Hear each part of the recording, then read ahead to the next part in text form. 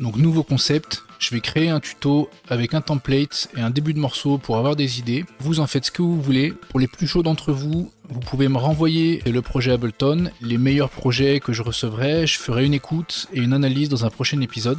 Alors c'est parti, on va regarder ce que j'ai mis dans ce template. J'ai essayé de créer un template avec quasiment que des stocks plugins. J'essaie de limiter le nombre de plugins externes à Ableton. Et s'il y en a quelques-uns, j'essaie de mettre des plugins gratuits et je vous mettrai les liens en description. Alors je vais déjà faire une petite liste rapide de tous les plugins dont vous aurez besoin pour ouvrir ce template complètement. Alors dans les plugins fortement conseillés, donc le Reverb Drum qui est payant, Analog Obsession rare qui est gratuit, tous les plugins Analog Obsession sont gratuits. Ensuite il y a Ethereal Melodica de Soundfingers ou Melox Pro, les deux sont payants pour des Melodica qui sonnent bien. Ensuite Collab 3 V2, un plugin d'orgue qui est gratuit, Solina 2K qui est gratuit aussi. Alors, les plugins remplaçables dans le projet, il y a Bassstone X qui est payant, Dubstage Piano aussi de Soundfingers, Valhalla Delay, Kickstart de Nick Romero et Le Skank de Soundfingers. Alors voilà, ça c'est tous les plugins qui sont externes à Ableton et qui sont dans le projet, et je vous expliquerai les uns après les autres lesquels on peut remplacer et comment. Alors on commence par la drum. Un des plugins vraiment importants que je conseille à tout le monde d'avoir, c'est le Reverb Drum. Il sonne vraiment reggae dub, c'est top. J'en ai déjà beaucoup parlé dans les autres séries. Alors j'ai fait du routing pour le Reverb Drum. On peut séparer chaque élément et les router à des pistes audio pour pouvoir les mettre dans nos bus d'instruments. J'ai déjà fait plusieurs vidéos à ce sujet, je mettrai les liens en description. Et donc rapidement, le kick channel 1, les snares et rimshot channel 2, les cymbales channel 3, les toms le 4, cymbales le 5. Pour les toms, vous voyez que j'ai baissé les toms là, j'utilise les Simons Drum qu'il y a ici là, qui sonnent un peu plus digital et qui sont en fait sur les mêmes notes que les toms. Donc soit les Simons, soit les toms ou les deux ensemble. Mais moi là j'aime bien le son des Simons. Le Reverb Drum, tout est routé donc sur les pistes, vous l'avez déjà vu dans un épisode précédent, snare, kick, cymbales, qui sont ensuite routées dans le drum bus. Alors kick, snare, cymbales qui sont à mapper, donc qui sont dans mes 8 pistes pour les contrôleurs MIDI pour le live, mais il y a aussi d'autres pistes, donc il y a aussi les timbales et les toms qui sont là, et celles-là qui n'ont pas de pistes séparées pour le mapping MIDI, donc ils sont dans ce drum group ici. Et donc toutes les pistes drum après elles sont routées au drum bus. En parlant du drum bus, j'ai donc fait un drum bus avec que des outils d'Ableton. Alors il y a un EQ8, un Channel Strip Analog Tape, c'est pour remplacer, en général j'utilise un émulateur d'enregistreur à bande de Arturia ou Softube. Ah oui, alors il y a un des plugins du drum bus qui est externe à Ableton, c'est donc le rare de Analog Obsession. Il est gratuit, je mettrai le lien en description, ça c'est des trucs à avoir. Ensuite un drum bus de Ableton, un glue compressor, et voilà, donc voilà pour le drum bus. Ensuite pour les basses, alors les basses, j'ai essayé de trouver une façon de faire une basse un peu qui sonne organique avec les presets de Ableton. J'ai trouvé un bon compromis, il y a un preset qui s'appelle Basic Electric Drive Bass qui sonne à peu près comme je cherchais.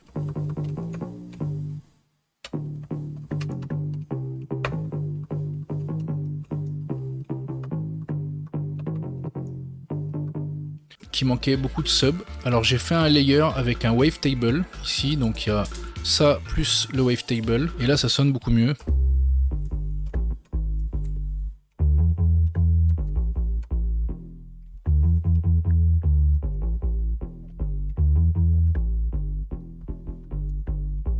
Alors pour un certain nombre d'instruments dans le template, j'ai fait des instruments de selector qui vous permettent de choisir un instrument ou un autre. Donc là à chaque fois ça va être un instrument avec des stock devices, des stock plugins et un instrument externe. Donc là c'est le Bassstone X de Soundfingers. Donc vous pouvez choisir soit celui-là, soit celui-là. Donc si vous avez le plugin Bassstone X, il va se charger dans le projet. Si vous l'avez pas, évidemment il y aura que le layer que j'ai fait. Ensuite j'ai fait une Ghost Bass avec un wavetable qui ne sort que sur les sends ici. Donc ça va dans une dans une reverb au niveau des sends, et j'ai mis un contrôle de filtre ici là que j'ai mappé à mon contrôleur aussi.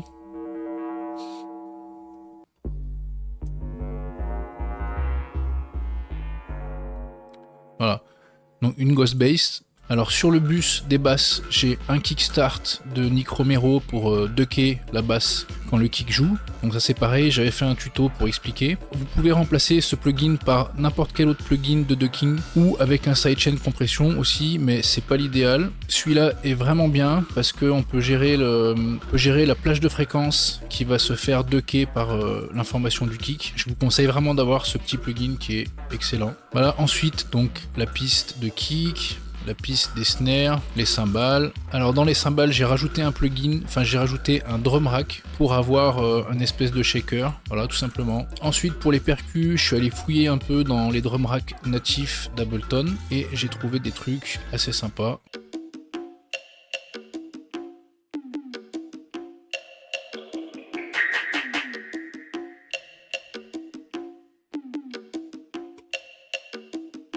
Voilà, tout simplement. Pour les percus, c'est vrai que pas forcément besoin de plugins en particulier. Souvent, les samples sont déjà suffisamment bien. On peut trouver des samples gratuits sur internet ou même dans Ableton. Sur le bus percu, j'ai rajouté un OTT qui est une version Ableton d'un plugin externe. C'est ni plus ni moins qu'un multiband compresseur dynamique. Faut pas trop en mettre, sinon ça dénature le son. C'est histoire simplement de donner un peu plus de punch sur certaines fréquences. Ça fait ressortir un peu les percus du mix. Voilà. Alors pour les skanks, j'ai fait un instrument selector pour le piano avec le grand piano natif de Ableton. Alors attendez, je vais hop.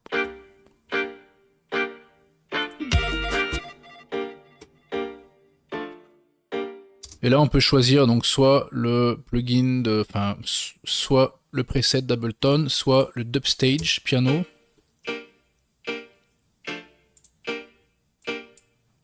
De Soundfingers, qui est vachement bien aussi, qui a plein de sonorités déjà dub. Pour la guitare, je vous ai mis mon propre patch de guitare que j'avais fait et que je vous avais montré dans un épisode précédent.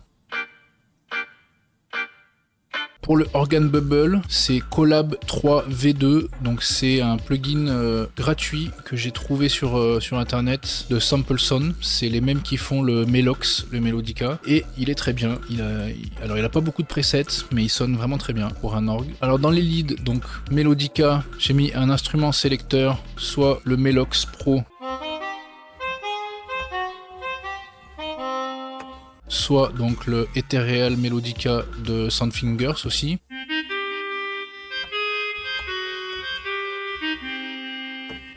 Et pour l'organe, donc encore une fois le Collab 3 V2 là qui est gratuit et qui sonne vraiment super bien. Sur lequel j'ai mis un Roar. Si vous n'avez pas le Roar, vous pouvez mettre simplement n'importe quel plugin de saturation, distorsion. Ensuite, dans le dernier groupe, j'ai mis un Solina 2K, qui est un plugin gratuit que j'ai trouvé aussi sur internet et qui suffit largement pour faire les nappes de string. Pour la cocotte, j'ai fait un layer avec plusieurs presets d'Ableton, de guitare mute, sur lequel j'ai rajouté un filtre, un roar, une convolution reverb spring et un délai, et ça rend pas trop mal. Alors le roar, si vous l'avez pas, vous pouvez mettre n'importe quel plugin de saturation aussi. Voilà, ensuite j'ai fait 2 sirènes avec le wavetable d'Ableton et j'ai fait des macros ici pour que vous puissiez assigner à vos contrôleurs, et je ferai une vidéo tuto pour vous expliquer comment faire des sirènes avec un wavetable ou n'importe quel synthé. Donc là c'est 2 fois le même instrument mais avec un réglage différent. Alors je vais vous montrer, ça c'est le amount du LFO, donc le LFO sur le pitch, la plage de pitch dans laquelle le LFO va marcher. Ça c'est la vitesse du LFO. Ça c'est la forme de la courbe du LFO. Alors c'est pratique sur le wavetable là, vous voyez. Là on est sur une triangle. Et quand on le bouge à fond, on a une espèce de square. Alors c'est pas complètement square, il y a les angles arrondis, mais ça suffit pour faire ce petit... Voilà. Et du coup ça permet de choisir entre ça et ça. Ensuite il y a la position de l'oscillateur. Du coup comme c'est un wavetable, on peut passer de la square à un truc un peu plus doux. Ensuite j'ai mis un channel EQ sur lequel j'ai mis là un high gain pour avoir un peu plus de définition dans les aigus et un filtre. Voilà, donc tout ça, vous pouvez mettre ces réglages sur vos contrôleurs et vous avez une sirène.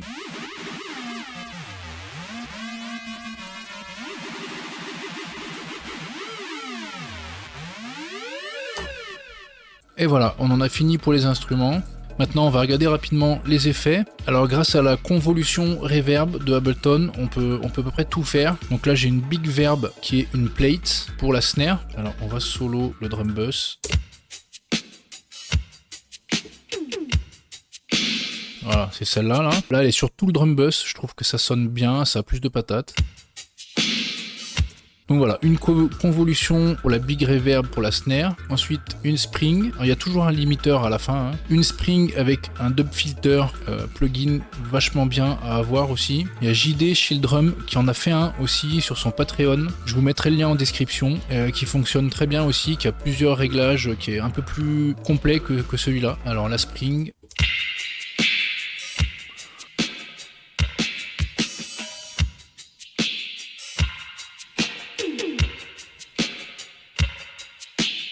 Pour la spring. Alors après il y a tape delay, donc là j'ai fait aussi des effects selector. Donc si vous avez les Valhalla delay, et ben ça vous pouvez mettre le Valhalla delay, mais j'ai aussi trouvé des alternatives avec le délai natif d'Ableton avec des presets qui étaient déjà là.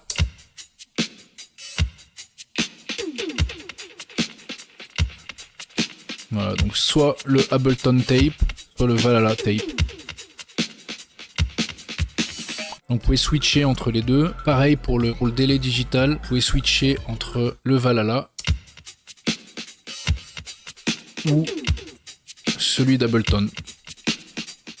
Alors c'est sensiblement pareil, hein. Le Valhalla c'est quand même pas très cher et c'est des super plugins qui ont plein de réglages. Vous voyez tout ça là, plein de trucs différents. Il y a plein de modes qui sont vraiment très complets, très simples à utiliser. Moi je les conseille. Mais ça peut se faire aussi avec les plugins d'Ableton évidemment. Ensuite un délai court de Ableton avec quelques réglages en macro aussi ici.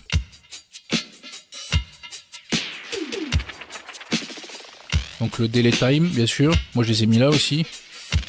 Le feedback et la reverb.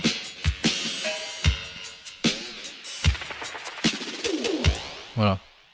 Ensuite, un spring flanger. Alors c'est une reverb avec un flanger très lent juste devant. C'est un effet que j'ai entendu chez King Alpha et je trouve ça vachement sympa.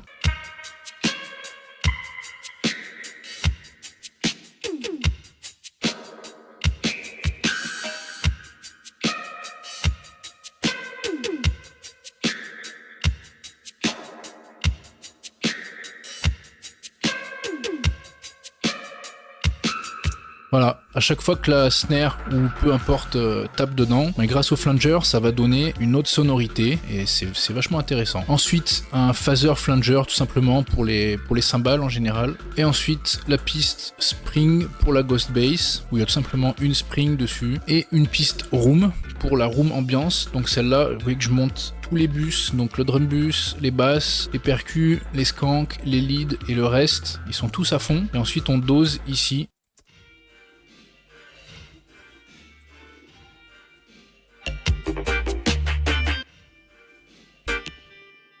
La room, c'est pour que le mix global soit pas trop sec, trop brut. Et voilà, donc voilà pour les effets. J'ai aussi fait une chaîne master avec que des stock plugins. Voilà une piste master pour rehausser un peu certaines fréquences et améliorer un peu la dynamique. Là, j'ai rehaussé un peu dans les médiums aigus avec les Q8. Ensuite, un channel strip analog tape, donc pareil que sur le drum bus pour remplacer l'émulateur d'enregistreur à bande. Un roar sur lequel je vais monter les aigus. Un rare sur lequel je vais monter les basses et un peu les aigus aussi. Un glue compresseur que je vais utiliser en clipper. Donc je vais rentrer dedans jusqu'à ce que ça clip pour écraser un peu les pics, aplatir les pics de dynamique. Et ensuite le limiteur qui va venir compresser le reste de la dynamique de façon très clean.